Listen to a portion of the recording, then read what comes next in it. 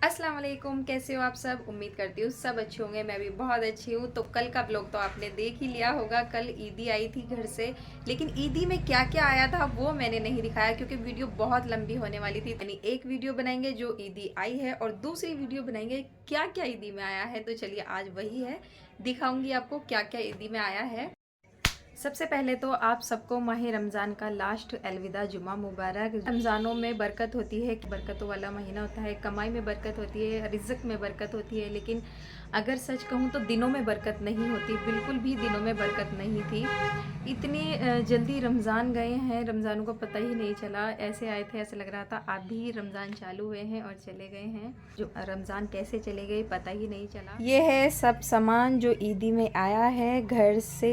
अच्छा, जितनी खुशी घर वालों के आने की होती है उतनी ही ज़्यादा खुशी होती है ईदी खोलने की, कि जल्दी से सामान खोला जाए, क्या है क्या नहीं, कैसा है, ये सब देखा जाए। इसकी अपनी एक डबल खुशी होती है। तो ये सब सामान फैलाने के बाद में चलिए एक एक करके दिखाती हूँ। वैसे तो घर में सबके ही कपड़े थे, लेकिन सबसे ज़्यादा एक्साइटेड ना समायरा थी, क्योंकि समायरा ने बोलकर मंगवाया था कि नानी मेरा लहंगा लेकर आना, मैं लहंगा ही पहनूंगी और कपड़े मैं नहीं पहनूंगी। और जैसे कि नानियों को आदत होती है ख्वाहिशें पूरी करने की, हमारी नानी हमारी करती थी और अब समायरा की नानी समायरा की करती है। समायरा की पूरी ड्रेस थी, पर्स, हेयरबैंड, चूड़ियाँ और ब्रेसलेट, सब चीज़ था। वो इतनी खुश हो रही थी इसे देखकर, मैं क्या बताऊँ आपको। और माशाल्लाह से काफ़ी प्यारा भी लग रहा था उस पर। जब उसने पहनकर देखा ना, बहुत ही सुंदर लग रही थी। और उसकी बहुत दिनों से ख्वाहिश हो रही थी कि मुझे लहंगा ही चाहिए, मैं लहंगा ही पहनूंगी। बस जिद करती है, मुझे ऐसे कपड़े चाहिए, मुझे वैसे कपड़े चाहिए। सही बताऊं तो कंफर्टेबल वो फील करती है बिल्कुल नॉर्मल कपड़ों में। इन्हें तो वो बस एक बार पहनेगी, दोबारा बोलेगी मेरे ये चुभ रहा है, मैं अब नहीं पहनूंगी। अच्छा, ये मेरा सूट था, ये भी बहुत ही पसंद आया मुझे। इसे देखकर मैं शॉक्ड इसलिए नहीं थी क्योंकि मैंने वीडियो कॉल पर पहले ही पसंद कर लिया था इसे। अच्छा, अम्मी हमारी वीडियो कॉल पर पहले तो मुझे पसंद कराती हैं, फिर उसके बाद में एक ऑप्शन भी देती हैं, अगर तुझे ये वहाँ जाकर समझ में ना आए ना, तो ईद जब तुम मिलने आओगी ना तो तुम्हें एक सूट और बना दूंगी। माँ की बात ही कुछ और होती है। मैं ये सोचती हूँ कभी कभी कि अभी अम्मी हमारी इतनी तैयारी करती हैं हमारे लिए, पहले रमज़ान से ही सोच में पड़ जाती हैं कौन से दिन ईदी भेजनी है, क्या क्या भेजना है, क्या ये ऑप्शन हमें सारी ज़िंदगी मिल पाएगा, क्या ये ऑप्शन हर लड़की को मिलता है।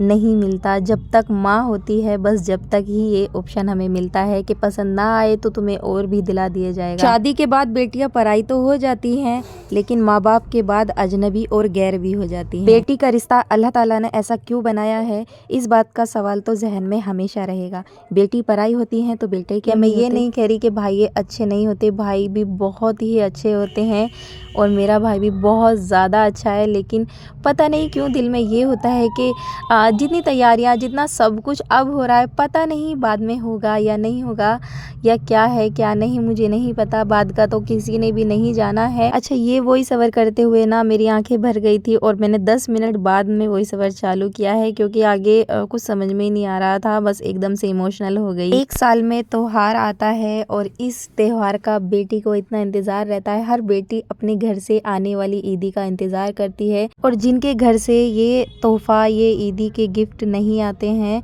उनके दिल पर क्या बीतती होगी। वो बहनें कितना इंतज़ार करती होंगी, वो बेटियां कितना इंतज़ार करती होंगी। यकीन मानो ससुराल के रखे हुए 50 जोड़ों के बीच में भी एक अपना जोड़ा अपने घर का आया हुआ, उसकी कीमत ना डबल लगती है।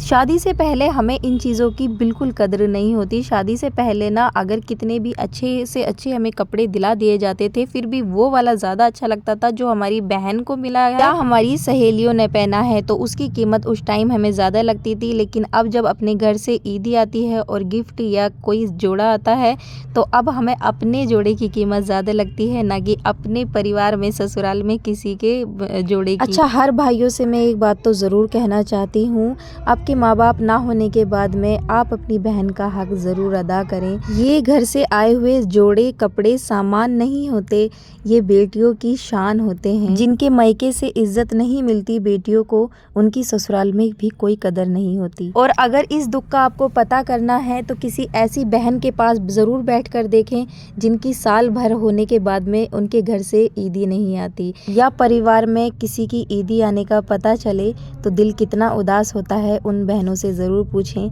फिर अपनी बहनों के बारे में ज़रूर सोचें। आपको उनके देने से कमी नहीं आएगी।